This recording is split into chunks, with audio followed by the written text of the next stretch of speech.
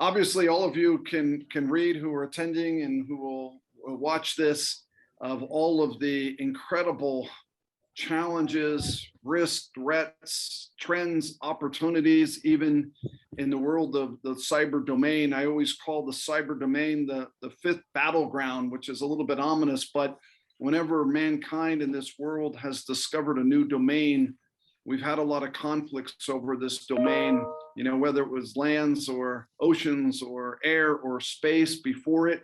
Here we are, cyberspace is probably the biggest domain of all now and has the most conflict and challenges in it. I call it a perfect storm that's happening in the cyber domain, where you've got this incredible technology inertia and innovation, and you have, in the wake of all that technology and innovation, a massive amount of vulnerabilities. These vulnerabilities are caused because capitalism drives companies and enterprises to release product without hardening the security controls around them. It's just inevitable, but it's really created a massive gap between what technology can deliver and what security can provide. And that's really what's creating this perfect storm in cyber. You add to that geopolitical tensions, you add to that anonymity of the internet, and you add to that now nearly 1,000 organizations of permanence that are considered bad guys. This includes nation states, criminal groups, hacktivist groups, all kinds of issues and dangers that we're seeing in the world today that are really accelerating at a pretty frightening pace. Some of you see this in the form of ransomware operators that are now for profit attacking all kinds of infrastructure around the world. And I thought I'd read you just for a minute as an opening a couple of stats, because at the end of this, I want you to take away one big thing with this panel, and that is we need public-private partnerships, private companies working with state and local, working with federal together. It takes a village to solve this problem. There's no doubt about it. President Biden yesterday said that this was, and I quote, a core national security issue, cyber, affecting the American people and the economy in ways we've never seen in the history of the United States. So to say this is a serious problem worth discussing here is an understatement. To give you a couple stats that are really incredibly scary, this is the highest threat environment we've ever seen in the cyber domain by far. And we're getting hit by it on a number of fronts. But to give you an idea of just what's happened over the last 18 months, since we've really entered a whole new set of crises, the pandemic, the economic crises that resulted, the cultural crisis, at least from a domestic United States point of view, the issues that we're facing with all kinds of challenges related to climate, government, democracy.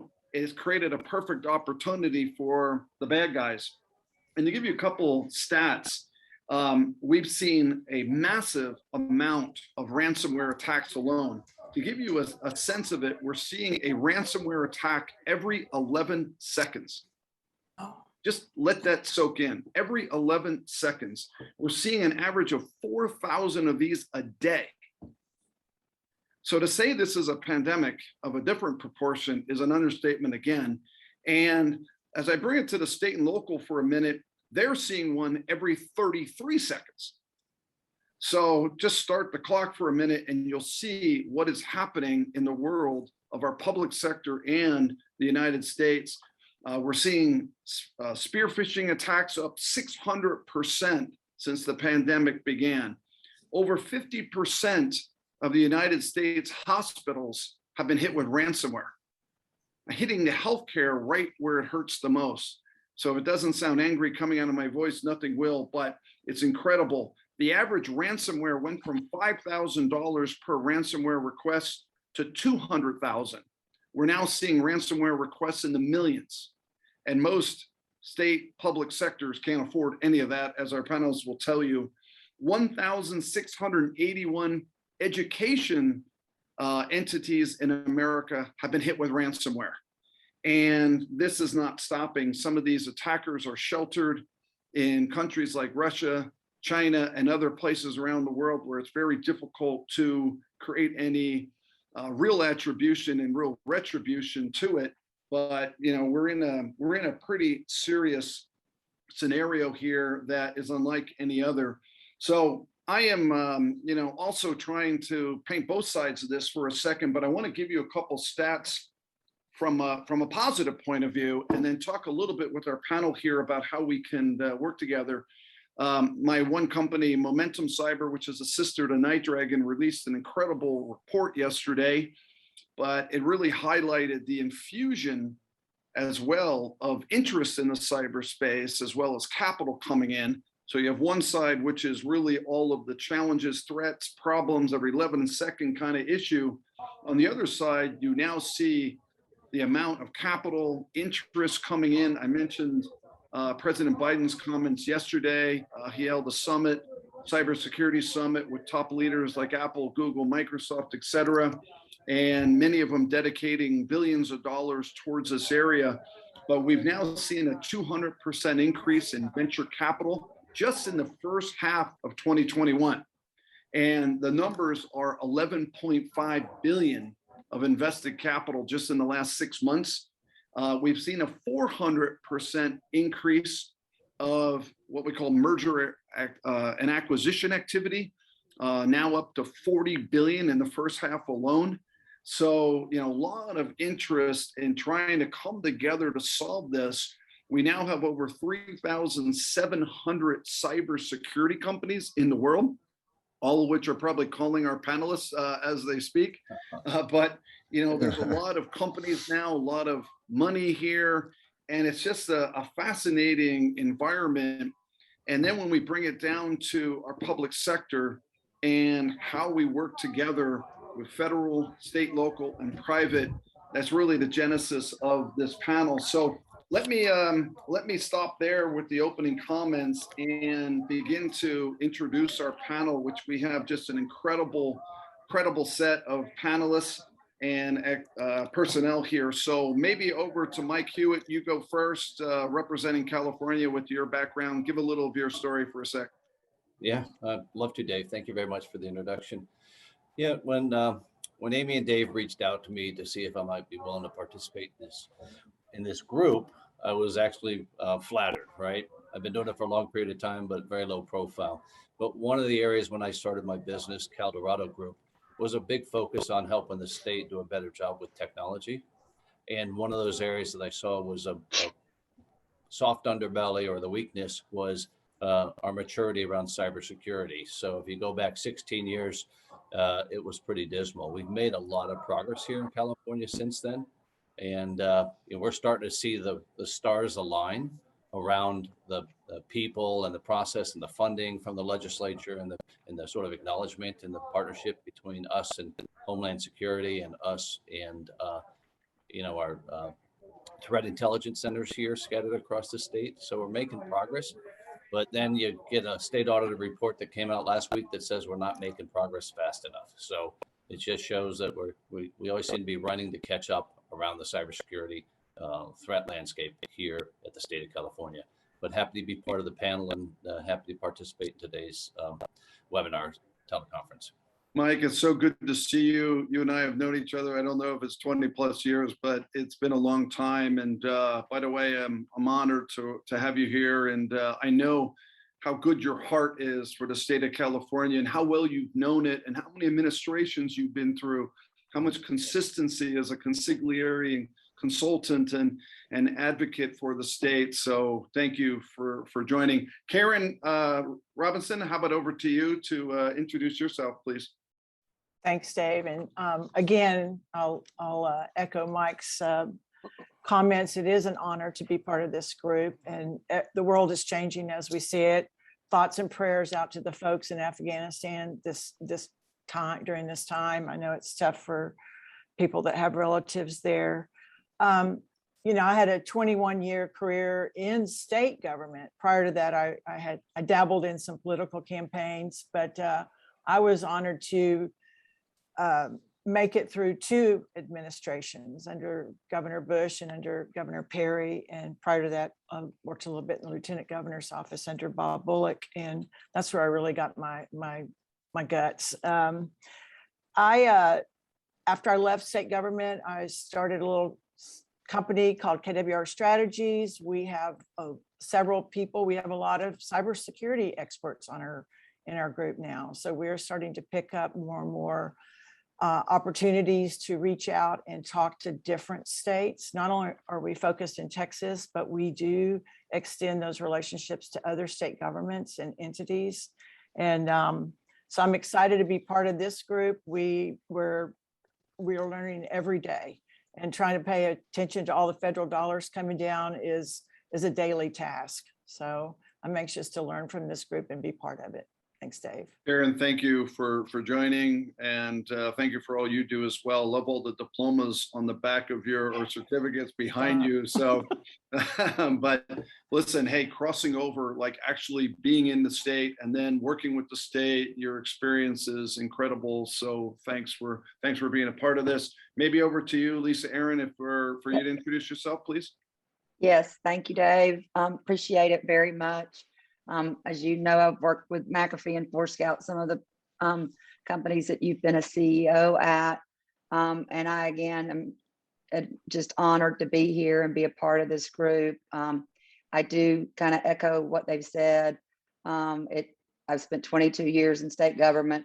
My last position, I was the CIO for the Attorney General for the state of Florida, based in Tallahassee, of course.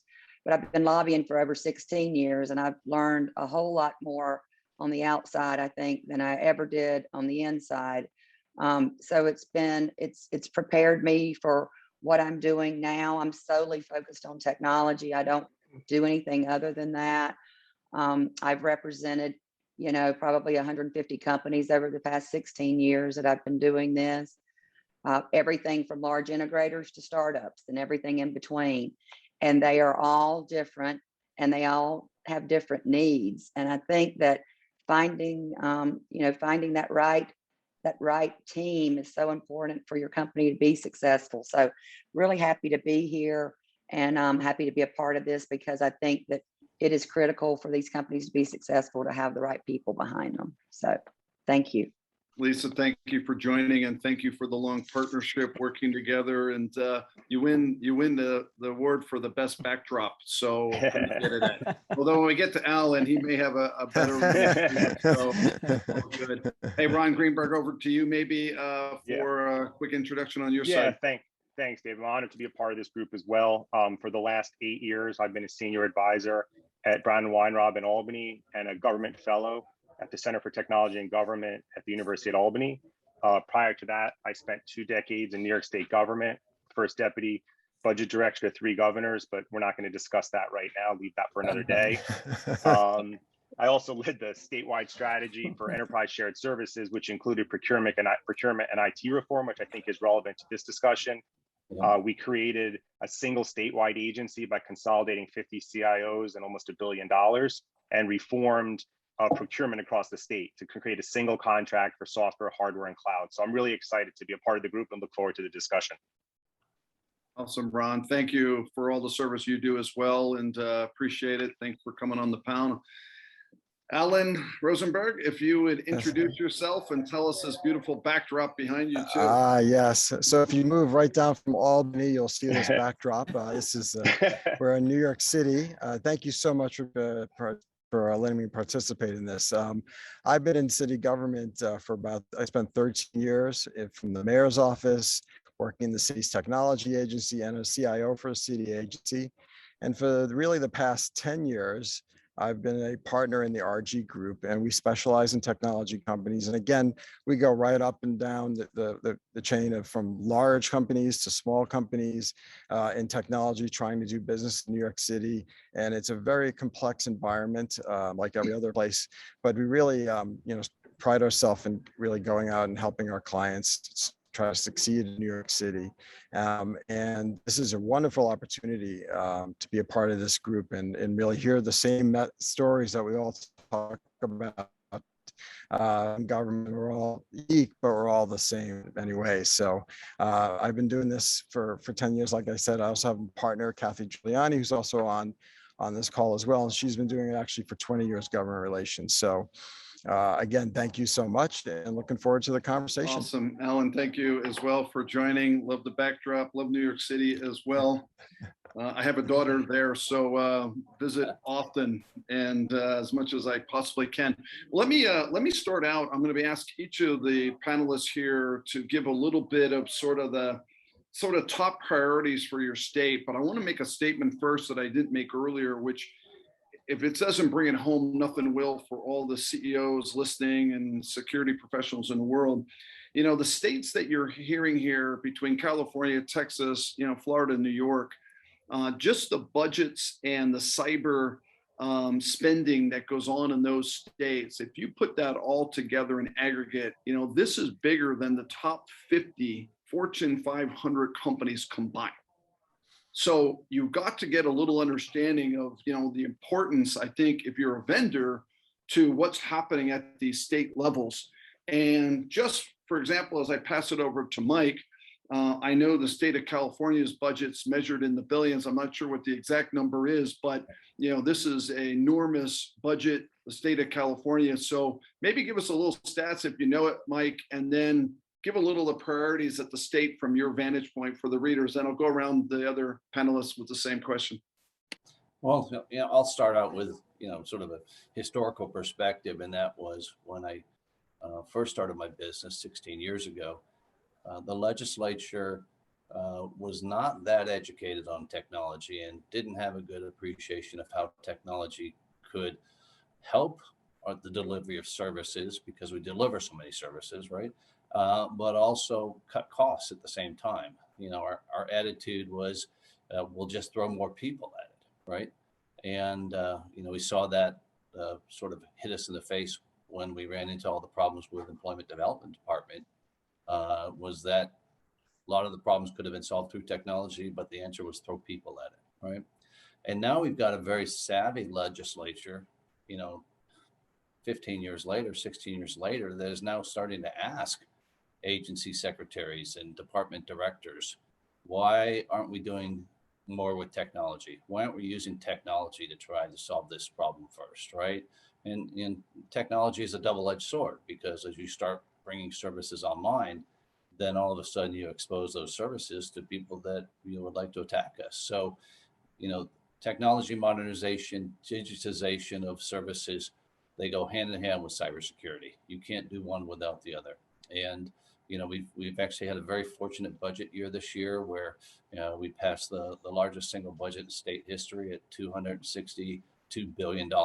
And some of that came from the American Recovery Plan, but we also ended up with a huge surplus from last year that our Department of Finance didn't anticipate, that also gave us additional dollars to throw at some of these problems. So we're seeing the money being spent in education. We're seeing the money being spent in child welfare. We're seeing the money being spent in a number of areas. We've got $6 billion dedicated specifically to rural broadband, right? And that's where you're going to see some really unique public-private partnerships being formed between rural communities and tribal nations to try to bring broadband, capability into their communities and start to address the digital divide or digital equity challenges that we have here. So, but from a cybersecurity standpoint, we also saw a big shift where, cybersecurity services are, being done primarily within the departments based on their own ability and capabilities and budgets. But we also have our Department of Technology, which basically does oversight with a Security Operations Center. And that was a chargeback model that this year the legislature was smart enough to realize that should be general fund. We should be paying for that year in and year out, not do cost recovery on it. And so we now have moved from a budget line item of cost recovery to, fully funded by the legislature. We also ended up getting, the first time in my history, $25 million for a technology modernization fund that really allows us to address these issues. We also established a revolving fund within our information security office to allow them to have to loan money to departments that didn't have the money to fix problems that might have come out of their cybersecurity audits. And so another 50 new headcount were allocated this year for departments and the state CISO to really expand our workforce around this. So we have our cybersecurity summit coming up next month in October. And Dave, you actually came out and spoke at that one year, your famous Maginot Line presentation. But a whole track for that session is all around workforce development, our partnership with the UCs, our partnership with the CSUs, our partnership with the community colleges. And we're seeing a lot of public-private partnerships forming there between, manufacturers and, security companies to actually help fund positions, fund internships, really try to expand our workforce across the state around cyber skills. So we're seeing a lot of progress being made here from when I started 15 years ago. So, Mike, before I turn it over to Karen for similar comments, just give the audience a little perspective on, I forget the exact number of agencies now within the state of California, but I know it's a pretty sizable number. How many different entities does the state have just at the state level? 160. 160 different, yeah, amazing. We don't have 160 CIOs.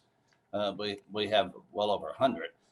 Some of the departments are the Sierra Nevada Tahoe Conservancy, right, which is 12 people, right? So they don't necessarily have their own CIO or their own CISO, but we have a lot of shared services that we've been able to deploy over the years to protect those guys or support those entities when they don't have the resources themselves. Yep. Thank you, Mike. Yeah, we'll come back to you in just a minute. Karen, over to you. Will you give just a little high-level view on sort of some of the priorities and things that you're seeing from your state? All right. Well, Mike beat me on the budget dollar just a little bit. We are working with about $250 billion in our state biennial budget, but $3.16 billion is for IT. So I think we're very similar to the California legislation that's going on. There is a lot of awareness now. We don't have to go dialing for dollars for technology and cybersecurity. Our agencies were given, a lot of them were given everything they asked for. We do have our second session. We have a quorum going on now, and they're passing the budgets and everything's moving forward. Just a level set, we have 182 state agencies, Mike, and 170,000 state employees. You add the universities in there and it doubles. So we've got a lot of things going on. Obviously, we've got some challenges, is the same as everyone, but we do have the cybersecurity is top of the list, just like the national top 10 for NASCIO. And I just came from a conference and we're looking at staffing, hardware, software updates, contract services, data center services. We did do a consolidation and we're still in the process of that. We're starting to get more buy-in from the local government. And that's, I think, where the conversation will lead eventually today, that we're developing that trust. And that's where, we'd like to see that at the federal level too. So besides telecom and training, those are some of where our dollars are going to be spent. Karen, quick follow up there for a second. Macro, how would you rate maybe, the challenge of talent at your state? Was this a problem 1 to 10, as in 10 it's good, 1 is bad? Where would you kind of sorry to put you on the spot there, but how do you feel about the talent shortage, talent problem that's in cyber, particularly or IT in your state? So Austin is now a hub. We have a lot of private entities that are coming in that are very talented and very high paid. So we're starting to see the agencies struggle a little bit. Not only do we have an aging workforce, but our folks are struggling to be able to match some of the talent. So which calls, another opportunity for the private-public partnerships. And that years ago when I was testifying, that was somewhat unheard of, but those are the folks that come in and maybe they can work on a project, we can pay them more, the project ends, and a lot of times, they stay on or we go to another project. So we've got local government, I mean, local folks are strong workforce here. Okay, Lisa, over to you, maybe for some high-level macro comments on your state, if you would. Okay. So I think that with the breach that we saw in Oldsmar on the water treatment facility down there, you know, protecting our critical infrastructure, whether it be water or power grids or things like that, I think is high on our state's list, along with cybersecurity, of course. I think the rush to work from home, you know, during the early days of the pandemic and still exists, you know, today, has really created and exacerbated, obviously, the problem with cybersecurity. And I think that that's something that that we're struggling with here. I think protecting our, you know, our citizens' identities, as well as the state officials that are working in our cities and counties and state departments. I think that's a big priority and something that we are looking at. You know, we have 67 counties in Florida, over 400 cities. So we're big. And so it really creates a lot of problems from that perspective. I also think kind of following on with what, you know, you were talking about with the workforce, that was on my list of things. We are struggling in Florida. It's hard to keep qualified people. I think because now you're not confined to the four walls of Florida, you know, you can work from anywhere, and people are going to private companies more rather than working in state and local government. So I think that's exacerbated, you know, the situation here, at least from our perspective. So we're a cloud first state. That was put back into, that was a couple of sessions ago. We are seeing money being spent. This past year, our legislature put $30 million over in our state technology office, which is called Florida Digital Service, which is really modeled after what the feds are doing. So we are seeing some progress there, and we're going to make really good use of that money so that the legislature will, you know, feel that we did the right thing. And I think that's important. We're working on that trust relationship there. So I think security and technology is at the top of the list in Florida.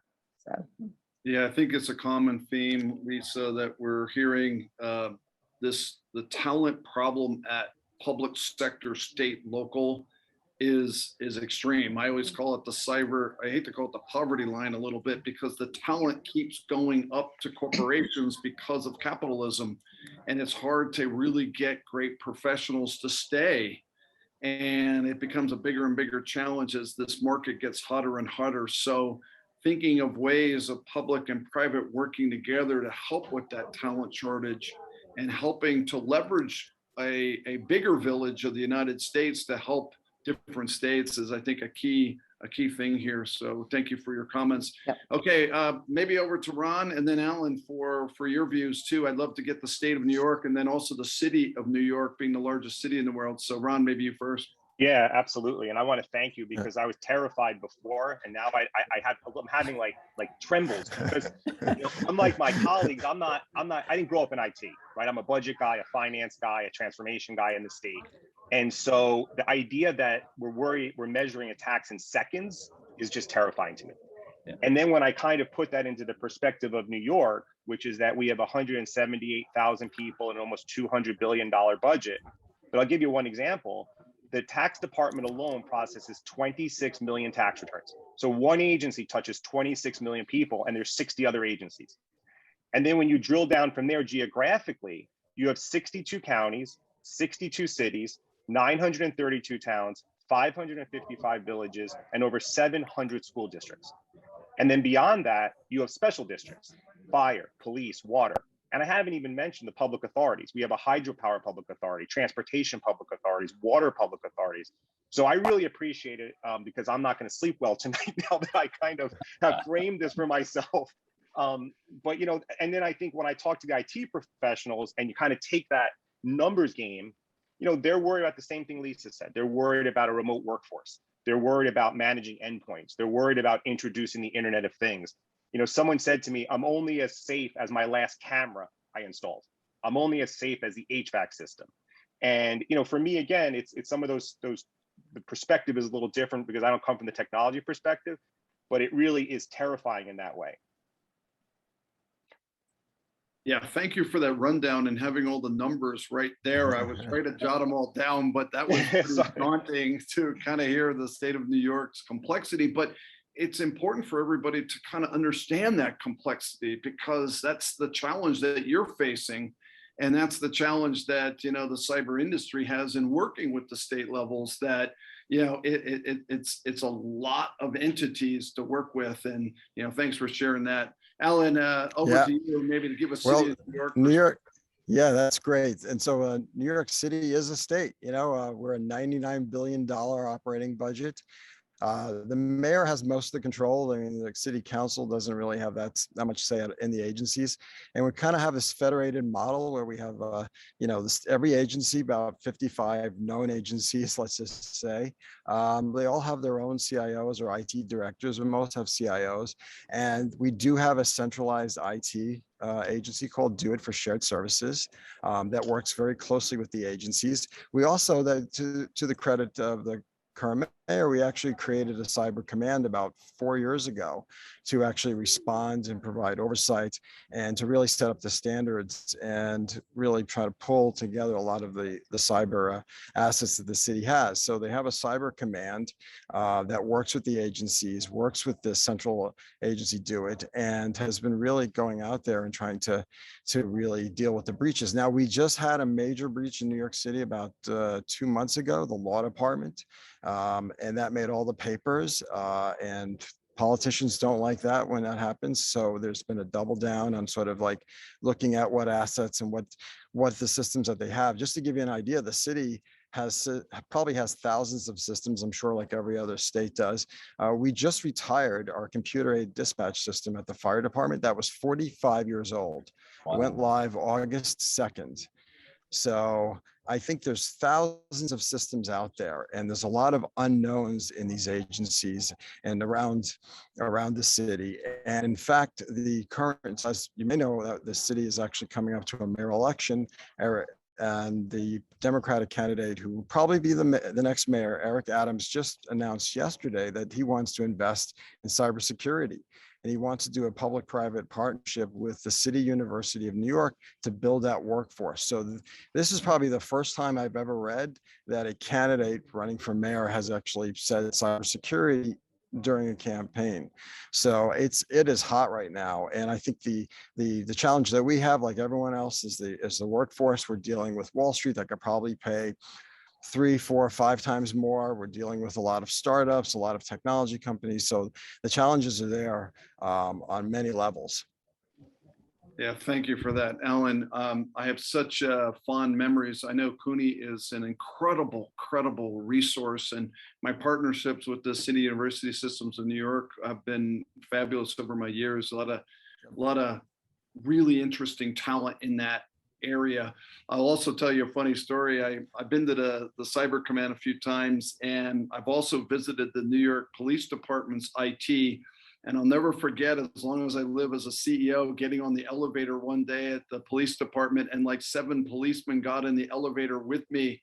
I wasn't sure to be really nervous or be really, prideful that I'm in this elevator. And these were pretty daunting individuals who got on that elevator with me, but appreciate your service for sure. Let me maybe turn this a little bit, because I want the readers, this is one man's view, but from my NightDragon view, like I said, it takes a village. So, state and local people and leaders like yourselves, together with federal, together with private sector vendors, that little triangle to me is critical. So you all know that, and I want to ask you from both other angles of the triangle to kind of talk about kind of best practices working with each of those other entities. So maybe I'll start with Mike, but anybody else who wants to ask, working with vendors, we now have 3,500, 3,700 of these vendors. They all want to sell to the states and things.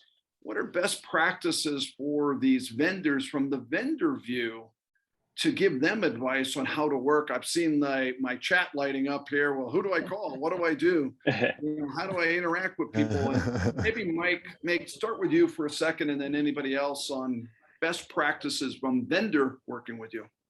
Yeah, most of the CIOs that I work with at the state will tell you that they get 200 to 300 unsolicited emails or phone calls or LinkedIn connections a day. And they said that if I even tried to respond to them, I couldn't do my job. And even if I tried to respond to them, I would get further and further behind. So it's almost where they ignore them, right?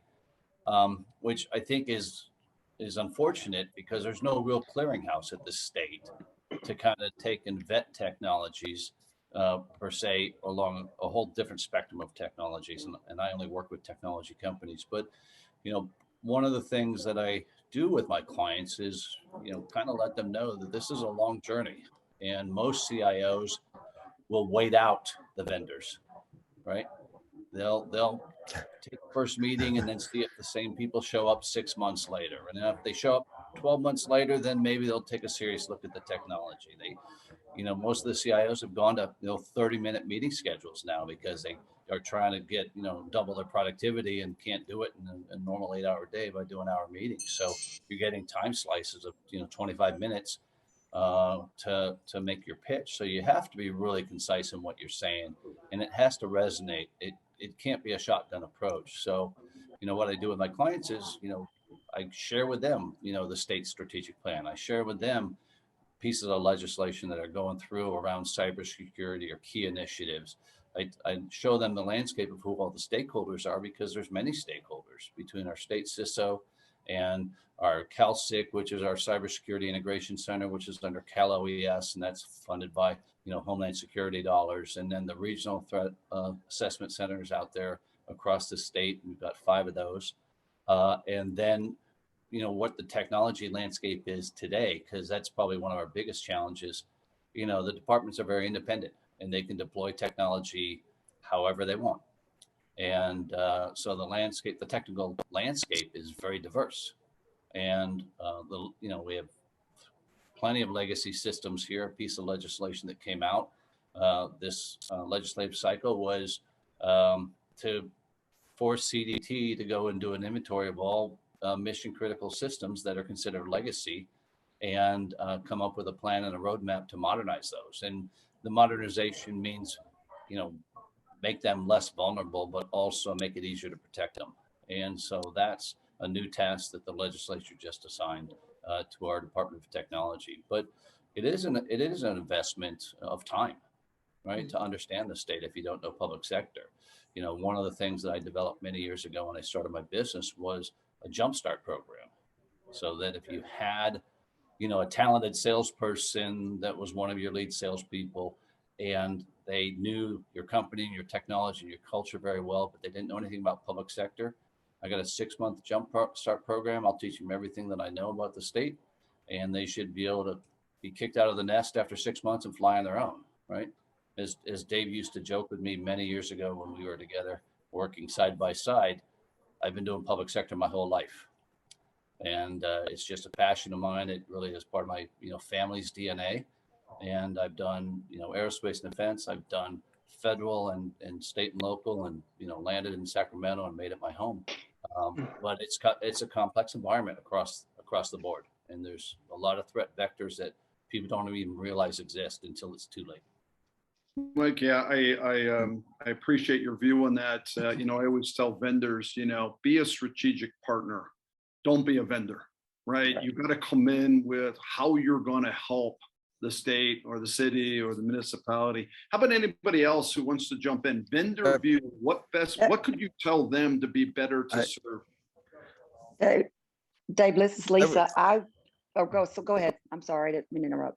No, that's fine. I would just say to kind of build an ecosystem of small partners, and sometimes partners that know the area, like in our case, New York City based, or some of the large SIs that have good good people in New York City, and it's very localized. Like somebody could have a really good relationship somewhere else around the country with a big SI, but may not have a good relationship in New York City. So you really have to kind of work with the ecosystem that you have that's there on the ground. You have to sled people that really understand sled. And there's just, obviously we can talk about contract vehicles all day long is getting on those, but really having that long-term commitment to sled and sort of building that ecosystem and being a team, you know, using advisors like us and really trying to move forward, because it's very complicated if you just kind of walk in the door. It's almost impossible. Yeah, Yep. I like that. And I'll go over to Lisa here in a second, but I always tell vendors, and I think you're saying this, you know, be local, right? Trying to call from, you know, Israel, and you have this wonderful technology and you're not local in New York City, you know, interesting, but if you're not part of the New York City or California or Texas, you can be local, create local jobs, help with employment, you know, be integrated to the ecosystem. I liked what you had to say. Lisa, how about over to you? What was your thought on that? Yeah, I echo some of what they said. I think local reps and having a seasoned rep is vitally important. If you're working with a government relations person, listen to them. Don't think that you know it all, because you probably don't. Working in the Fed is very different than working at the state, is very different than working at the city. So you really have to tailor your message, be prepared. Don't walk in and say, you know, what have you got going on? That's like, do your homework. Know what you're going to say when you go in there, know what their challenges are. And that's what I'm here to do, is help you be prepared, not waste time. Sometimes you've got 30 minutes to get something in. You don't want to spend 10 of it talking about something that's irrelevant. So I like to be over prepared for things. And when we walk in the door, we know what technology they have. We know what their problems are. We may not know the depth of them, but we should know that when we walk in the door. So that's, for me, a big one. And then obviously you got to have a procurement vehicle to know how you're going to sell. If you walk in and you don't know how to sell, they don't know how to buy it, you've wasted their time. So be very prepared, and be very gracious that they're gracious with their time, and you should use it wisely. So that's my 2 cents. Be prepared, be local, be strategic. Anyone else on that topic before I flip to the federal side? I think we both, Ron and I do. Hey, go ahead, Karen. Go ahead. Go for it. Okay. No, I was going to say, you know, obviously echo the comments, but I think that during the pandemic, right when it hit, we saw a lot of agencies and state folks go from strategic to tactical and get things done. I mean, we saw people pick up their computers and take them home, and now that we've managed to navigate the waters and become accustomed to remote work, the agencies and the states are now looking at more strategy and strategic ways to navigate the next steps, or the new normal, as we're calling it. But every state has some sort, or every agency has some sort of state strategic plan. And I tell all of my clients, you have to read that. You have to align your solutions to their initiatives. Otherwise, it's a complete waste of time for you and for the entity that you're meeting with. And I've preached that since I was state CIO. And one other thing I'll add is that when I was CIO, we did a cyber assessment of the agencies that wanted it and needed it, and created a group that came out of that called the SISAC. It's a State Information Security Advisory Council. It's still going. It doesn't just encompass state agencies. We've got local governments that are part of that now, and it's building those relationships. But like Lisa was saying, do your homework, and that's what we're here for. Comment. Sorry, did somebody else have something quick to say there? Yeah, just real quick. I think you have to go in with a business narrative, because at the end of the day, the business decision makers won't understand the technology argument. They want to understand the value to the state of New York, the citizens experience. So work hard on your narrative before you walk in the room. And the best companies, they never talk about their technology. They talk about the value to the state and the citizens. Yeah, can't agree more, Ron. That's critical, as I always see, is the element of the business side, the strategic side, the solution. What are you solving for? Let me flip the triangle around just a little bit, because the amount of interest we have at the federal US government level is enormous, and very well received for one person who's been in this for 20 years. The work Jen Easterly's doing with CISA and her fresh look at everything, Chris Inglis's look at everything as the National Cyber Director, the work Ann Newberger's doing, the work the POTUS is doing, the president's doing, and in his narrative coming down, the infrastructure bill, the executive orders that are coming out. You know, I'm just encouraged by the directions that we're going. I feel like we've got miles more to go, but flip it around, if you would. The federal state interlocks and the federal city interlocks are huge and important to us. Maybe Ron, I'll just start with you on that one if I could, because obviously you have one large state to work with and lots of challenges and opportunities there. How do you see the federal side? What would you want more from them? And like, what's your vantage point on that? Yeah, no, I mean, I think everybody is clearly watching what's going on at the federal level, but you know, as a former budget person, I will tell you, people look to the federal agencies that are focused on compliance and risk. So the Department of Health cares what the Center for Medicaid and Medicare Services says more than anyone else. The tax department cares what the IRS says. And so until there's a body that sort of directs states to say, you have responsibility, we're watching you. I mean, I just had a situation where we were doing something, because I do both IT and non-IT, on child welfare. And the federal government said, you have to have an IVNV, independent validator and verifier, or we're not giving you the money on just that. But we can't find anyone on cybersecurity to provide the same specific guidance linked to the funding. Yep. I can't agree more. Mike or somebody else, please feel free. Yeah, I think from a guidance standpoint, the one that I'm paying the most attention to right now is the recent NIST update to critical infrastructure and the Internet of Things, because you know, for the longest time, a lot of our SCADA networks were not under the auspices of the departmental ISO. It was really facilities that was running them, right? And when we did a couple of audits to kind of incorporate those in, we realized a tremendous amount of vulnerabilities existed on the SCADA side, but we didn't have any guidance, and the state wasn't in a position to develop their own guidance. So what was coming out of NIST finally in that area, we had a piece of legislation that we put on hold because it was supposed to be done. The NIST guidance was supposed to be done before the legislative session was done, and it was not complete, so we couldn't finish up the legislation, but it's complete now. And that's something where cybersecurity is going to be a key component of the state security maturity model. And there's plenty of examples across our electrical grid, our water distribution, water facilities, the smart transportation, or the intelligent transportation system, and high-speed rail, and so on and so forth. So plenty of examples where that guidance coming from the federal government will help us execute on where we want to execute. Something controversial to follow up with you and then let others talk too is, would your states accept mandates? Not just guidelines. NIST has been great. Ron, you kind of alluded to it.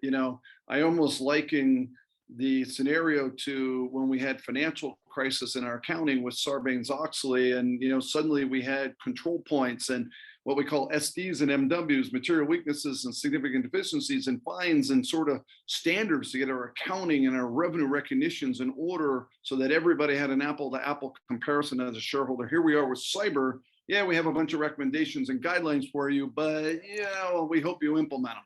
Yet our critical infrastructure is at risk as a result of that. Could we take that to a mandate, and would the state accept it? At a federal level, you could, but it also depends on, which administration is in charge here and which administration is in charge in DC, right? Luckily, Yep. We're aligned. But that's what Jackie Irwin, who chairs our cybersecurity legislative committee, was all about, was it was going to be a piece of legislation requiring all departments to make sure they were complying with this NIST standard by July 1st of 2022.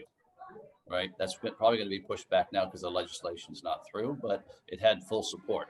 Just didn't have the final details. Encouraging. Karen, what's your view on that? Oh, gosh, I almost don't want to touch it, but the CyStat group was created with the around the previous NIST standards and laws. And now we're in the process of reorganizing those and get up to speed with the feds. You know, we had half our legislature left and went up to DC. So I'm kind of careful about what I'm going to say here, but I think mandates are tough right now for us, and it might be an interesting topic. I think that, you know, as we start digging and pulling off the layers of the onion skin, we're going to figure out that some of these are not bad to follow. So what do you need, Karen? What would be, what more things? Is it education? Is it awareness? Like, you know, what I've loved and seen from the federal level now is like educate, make aware, help provide training, get things there so we can get more talent. I mean, is that areas that would be attractive to you? absolutely. Training and education, top of the line. Since we're all on Zoom or remote learning, we don't have to travel now so much. And there's so many more tools available. On LinkedIn this morning, I was looking at all the conferences that are either they're hybrid or they're in person, and they're starting to evolve, and we're getting to be in touch more. Our reach is broad and our reach is deep, and we can use those tools. And I see the state agencies are taking advantage of those. So yeah, education, training, people, and that skill set. So as our workforce ages, we need to look at what's coming in and how we can all work together. The weakest link, you know, still might be some of our local government organizations, and building those relationships. Yeah, thank you, Karen. I understood the sensitivity, so thank you. Yeah. Anyone else on?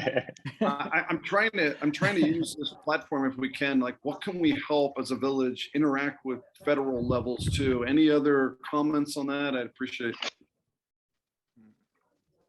I mean, from Florida's perspective, obviously mandates are tough because of what the previous panelists have said, but we do have a rule here that aligns with NIST, and that's our security rule that's been promulgated. So we are, I think it would just depend on what the mandates are, but I think that's where we could work together to make it so that we will accept them, you know, try to make them palatable, and certainly training and people would be received well.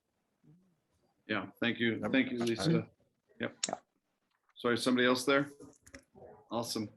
Well, listen, I want to wrap up here if I can, just because we're at the top of the hour, and just again say thank you to all the panelists, and we will we'll post some ways for you to get connected. I think we already have that.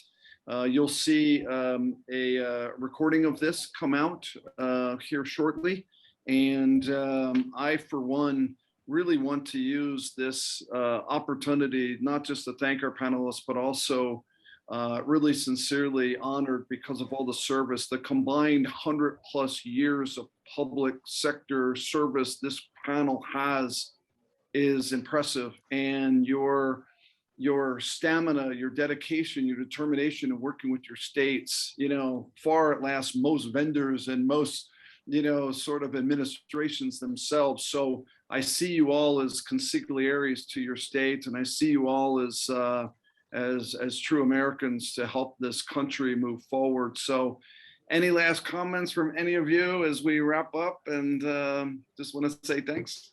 Thank you very much, David. Thank you. Thank you so much. Thank you. Yeah, appreciate it. Look for the recording, everybody, and thank you everybody for joining, and thank you all our panelists. Have a wonderful day. Thanks, Dave. Bye, guys. You too. Bye, Take care, everyone. Dave.